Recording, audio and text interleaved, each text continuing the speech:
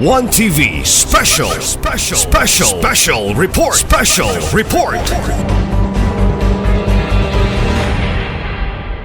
Congratulations again. Basig ako rin maka-istoryaan ni lami siguro konsyal. Ay lang kayo pagduko-duko. Okay. Pero di yun.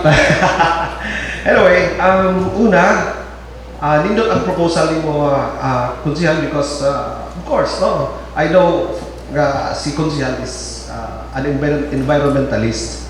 So, assigned as committee chair on the environment, mudang iyan siya na come up na-sponsoran ang mao nga ordinance. But before that, para po sa kasayuran sa ato sponsor and the rest, last year, na-propose our House Bill ang Congress on an act requiring tree planting sa atong mga secondary and tertiary graduating students. No? So until now, wala pa siguro na act into law or put into law as a Republic Act. But I hope, konsihal, pwede po di mo mahimong reference. No? So, kanin siyang House Bill pa man, di po siya law. Ang nag-sponsor ang itong House Bill was representative from Misor. Kailan siguro ito nila.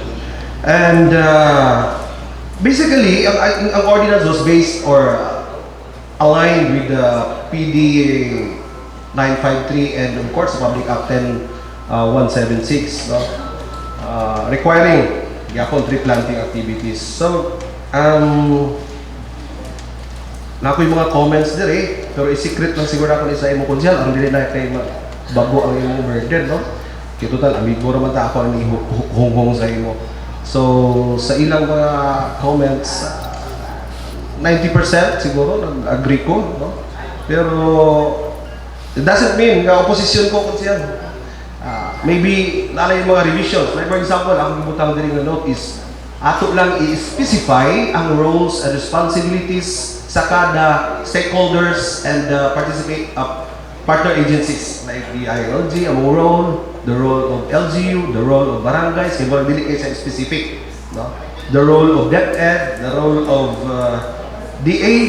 Actually, DA has a role to play. Kay dili lang ta kanang mga species nga dili mamunga. No? Apilo na to mamunga kay mas maayo ning magtanong ta kanay tagi paabot nga bunga kaysa magtanong ta nga paabot ang kanus ama hazard kay aron putlo na to aron sumusugot ang DNR nga magamit nato sa atong panimalay. So apilon siguro nato ang DA ani Cons Junjun, no? Dayon and other stakeholders akali atong mga school institutions, no? Para klaro ang defined and roles and functions sa matag usa ka agencies o pwede pud nato maapilang landowner. Kay there will be times na mahurot na ang public land kay sa ilan kasi Ma'am A, 6,000 daan ang graduating students karon. So naapay sa MU, Lasal, so more or less 10,000. Ibutan na tong times 10, pila? 100,000. Asa may pananong? Tumoy sa kuan, no? So ato kung siguro i-consider ang landowners na na area, kamo yun sila, sige, tangnan.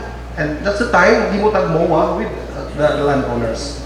Labi na sa protection and pag-nurture sa atong mga tanong. Dayon kanina, Section 6, maybe ato ni siya isagol dito sa functions of TP Execom. Okay, klaro man siya nga function sa Execom, TP Execom. 6.1 and 6.2 para dili na siya ma-separate. Okay? And kaning MOA between public schools and the LGU, murag no need ni siya if ma-approve ni siya ng ordinance kay ordinance so siya dahil stipulated na ang roles and functions, define na ang roles and functions, so dili na kailangan magmawa gawas sa landowner siguro sa UTAC. Kaning section siguro sa appropriation or budget allocation ay mas kinahanglan po daan dili lang siguro ang DNR kung isaligan kundi ang atong sentro, city sentro nga mag-provide po ta og area where we can nurse trees and seedlings para aron po natong matabangan ang DNR, bisag ingon si Ma'am DNR nga dili problema, pero mo tayo na problema sa karon dili pa problema kay wala mong patanong. So by that time daghan na kay mananom, no? Diha na magkapuliki na ta.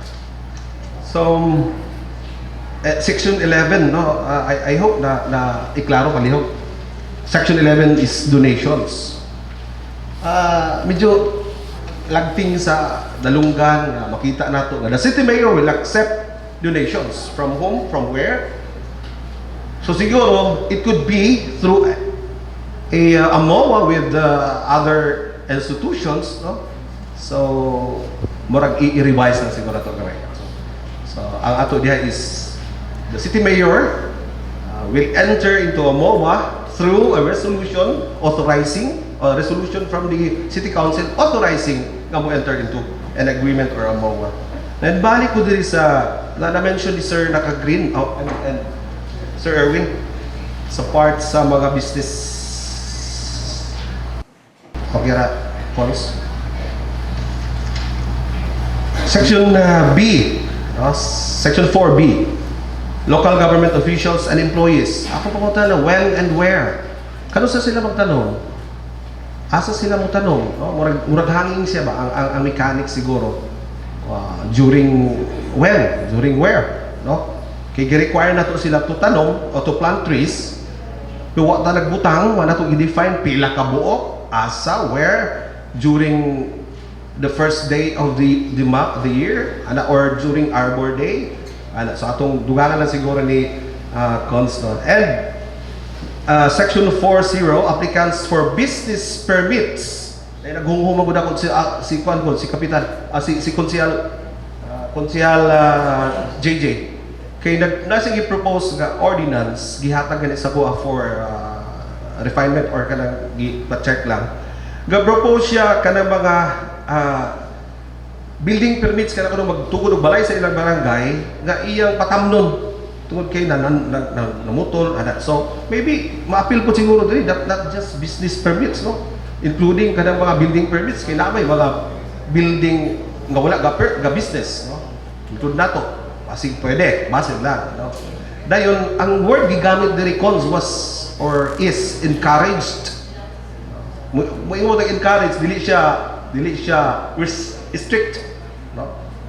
Mura nagkuan lang tag support, mura ba nagayo lang support sa atong business permits applicants nga oy support mo ani, but atong strict implementation nga requiring them, no, una is kinahanglan ba ang new, ang old, kay kaning new pag after 1 year mag-renew, no? So yearly ba ang requirements sa atong tree planting? Okay, so makita ni siya na basis ni Manny Con sa atong House Bill 4022. No? Dayon, naapod dito na butang na kung unsa kadako ang imong kung unsa kadako maybe makahatag reference. Kung unsa kadako ang imong business area. Like for example, Gaisano, matog by 500 square meters 10. So magkadako ang imong area, magkadako imong i-plant nga tree tungkol kay mas daghan ang imong tao. So, naiwalay na ng idea. I'm just giving you an idea also. Dayon, di na lang ako dugangan kung sa ike. Apas na po sila sa oras, labi na sa likod, no? Kinahanglan ko di siya, no? Labi na direct sa atong BPLS, na-mention mo ko tag BPLS 8.4.1. Kay ato mang dugangan ang atong mga requirements to acquire business permit. So ato mong revise ang atong revenue code and atong citizens charter. Again, this has to be revised through an ordinance. So agad tayo mga ginagmay nga actually dako trabaho ani cons. But then again, me as your friend, DILG, adayon mo support ka sa. Thank you so much, Mr. Chair. Thank you very much, Sir Ejil. Of course, after the guidance of our DLG himself, we'll be really happy with committee members to help also from the barangay officials. No? We'll be happy to help from you. Kaya na-mention yung kailangan mga barangay officials, should you, Ibig President, relation with, una si Kapitan Purgatorio sa Caminti. Please give microphone to Kapitan Purgatorio.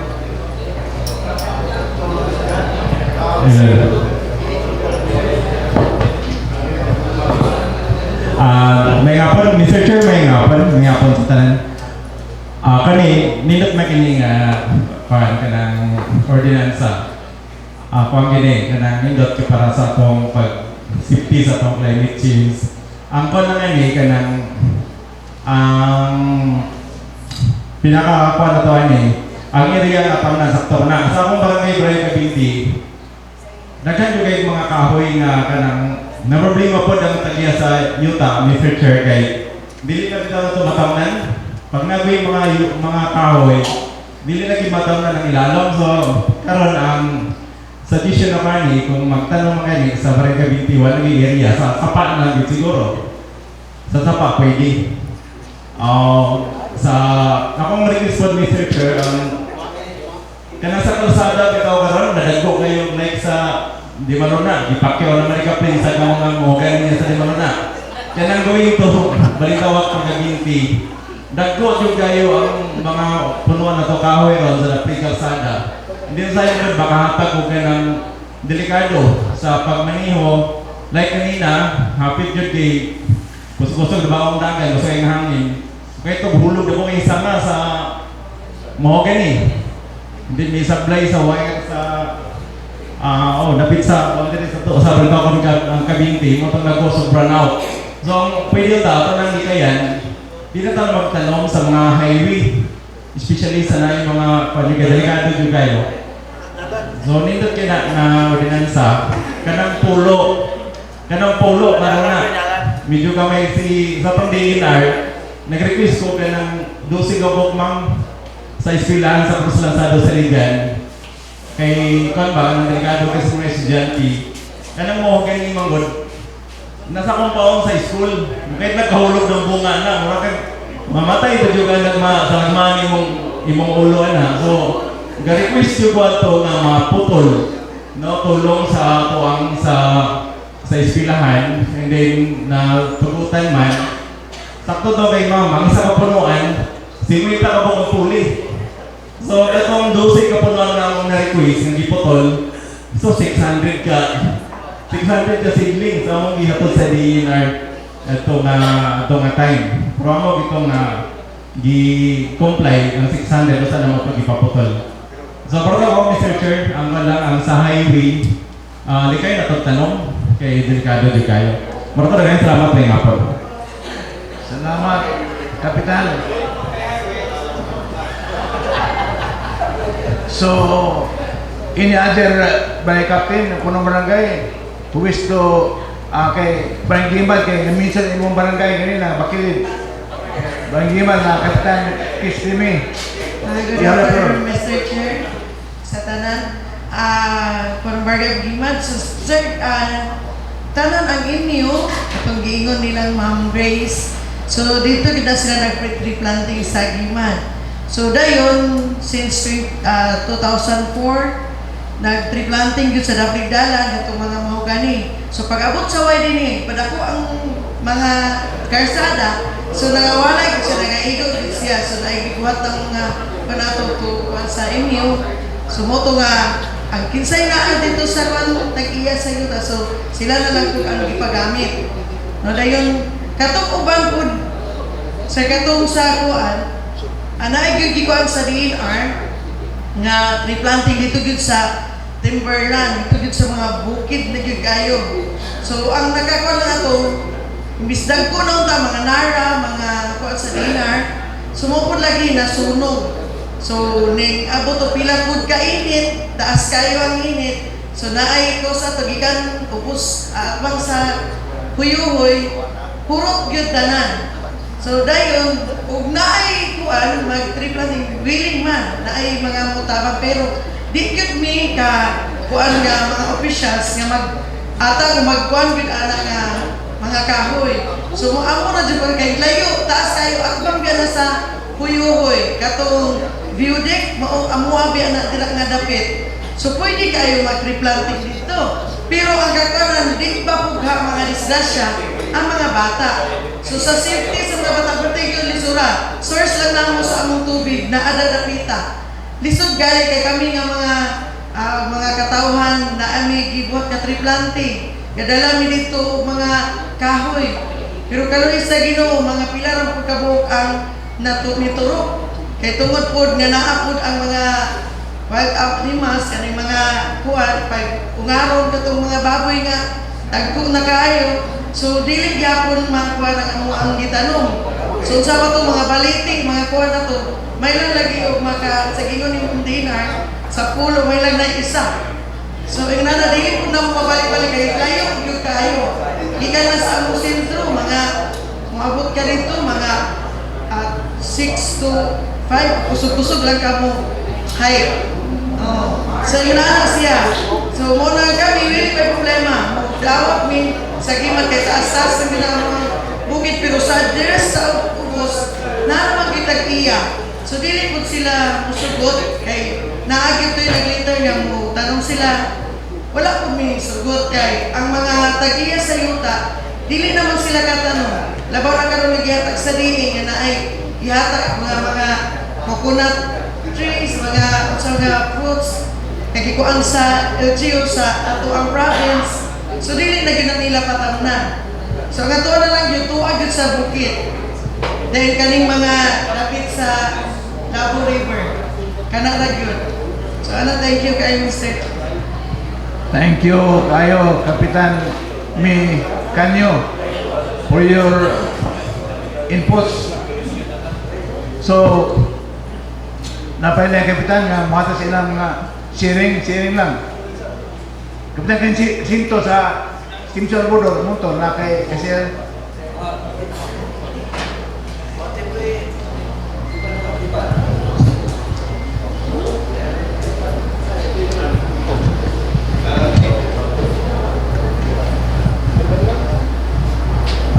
Good afternoon, Mr. Chair. Sa kuha po, sa Stimson, sa kuha lang, kani siguro kuha, Mr. Chair, kani lang front kayo sa landslide. Kaya kung dirito sa ubos, kung giingon ni Kap Canyo, wala gina, tam na naglubi, so dili na po musugot ang mga tag-iya. So, dito lang talapit sa itong front sa landslide, kaning dalan pa ng sitio Tipan, o sige sa Sibasi River. Diyan lang akong pagtamnan. Mura po na ako, Mr. Chair. kung sa landslide, biligyo ang mga rest. Kaya makaliman. Kaya ako, one man, kaya niya nabit pa doon sa Tipan, kaya kung dalan diha, sige mag-landslide man. Diyan na. Siguro, kung natay katanong diya nga, unsa nga sige. Salamat, Kap. Salamat. Thank you, Mr. So, napilay Kapitan mo share? Kapitan Sabanero, Kapitan Lantos.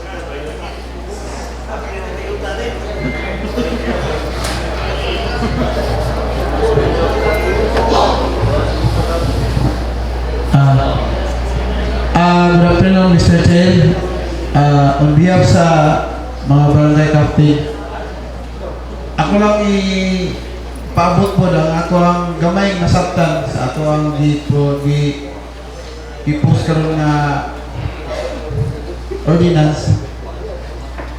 Ay align ko atong istorya from inyo, representative gikan sa inyo nga proteksyonan gyud nato una ang kanang mga nanubo na nga mga kahoy.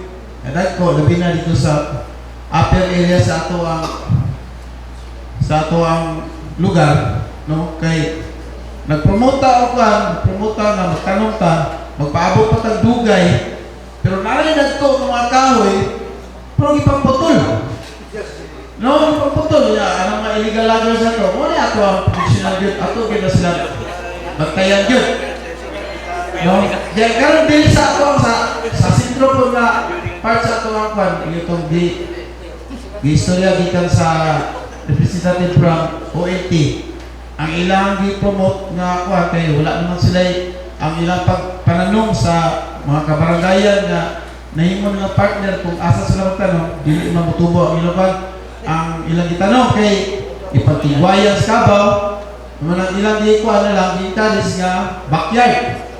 Sa backyard na lang nila kay para pero ikadako na po na may nga na po request na po na yun nga hazardous o katumbahan ang balay sa backyard naman hindi ka nako delikado na po hazardous naman po sa akuan ilang balay na po tumatumba walang ilala karon ang akong engineeral ang ato yung proteksyon na nato ang kanang mga kuan nato mga creek mga kuan kay para mga landslide area yang itanong ana mga banyan tree kay gunit kayo no gunit kayo na siya katong gi-promote gikan sa Lasal na katong ilang giant bamboo nga kuan nga ay pagtanong mo man ay gwapo ipagtanong sa napli sa suba ay bigong nila siya mga pugong ya ana na siguro Mr. Chair ya daghang salamat and God bless. Salamat, Kapitan, nanto sa Banadero. As you can see, kita ninyo na, pa na ako patinguga kung kaawang committee members, papunsyal, no? Kay, we will have all the time during ang disciplinary sa among second day, kung among sure second day, we have all the time to debate this. Ako may panahon. Karon, taganong siya sa mga stakeholders, papadayag sa inyong mga una-una, kaya sa among hearing, sa among session na, kami naman lang magdebate ang makonsyal, no? O apil na ba yun? So karon, we want to read to you na wala ko tayo dyan kung mga konsyal, mga community members. So, we want to hear from all stakeholders kung sa inyong ma-enforce ba yung ambiyansa kay para ako na yung mga hasas, ma-isidyohan magbalik ni Honorable Sakin ay yung ambiyansa, ma-revise niya to conform to the enforce of the stakeholders, no? Dami na sa DepEd sa mga public schools na dungog na to. So, napalay Kapitan Michelle, no? Napakay, kung wala na, si Kapitan, ma'am, sa Montessori, I'll give you the floor, ma'am. Please sit beside Honorable John Pil. Thank you again for the privilege. Mr. Chair, I want to give suggestions if I hope that the proponent of this ordinance will also consider. First one, considering that we have only grade 6, we will only have grade 6 graduates, is it possible to make this ordinance just an encouragement for our grade 6 learners for us to find time and place to plant and bring them wherever, most especially at SP Farm at Gala, because our farm is overlooking the Labo River and looking up to Mount Malindang. It's 650 meters down, and if I can invite you there for you to see the place and make that view a banner view of Osami City, I would be very, very glad. I think for our school, I have coined a slogan. It's this: because we have problem with the sites. Why not start at home? So we can have a slogan: plant at home, plant at farm, plant where no trees abound. And with this, we can continue with this legacy that the city already made as an ordinance. And in the first place, Montessori invites you to cut the banyan trees at the site, the school site, taas makaayo, Mr. Chair. There are already 4. Yeah, the city has already started cutting because of the wires. So I invite those who want banyan trees. We have 4 from Montessori to Ola's road right of way. So we have those big trees already there. And it really helps cool our environment. So our parking area is full. Actually, the 3 banyan trees are not in our lot. It's the lot of the Padiranga family, and yet we planted because we want that place to be full. So those are the 2 things. One is we will embrace these tree planting but not to the extent that it will be mandatory, especially because we have only grade 6 graduates. So we want an encouragement on part of us, meaning you can call us, school administrators, to give you a report of what we are doing in school. So I pray that the mandatory requirement will not be to block, no, the graduation of children just because they have not planted.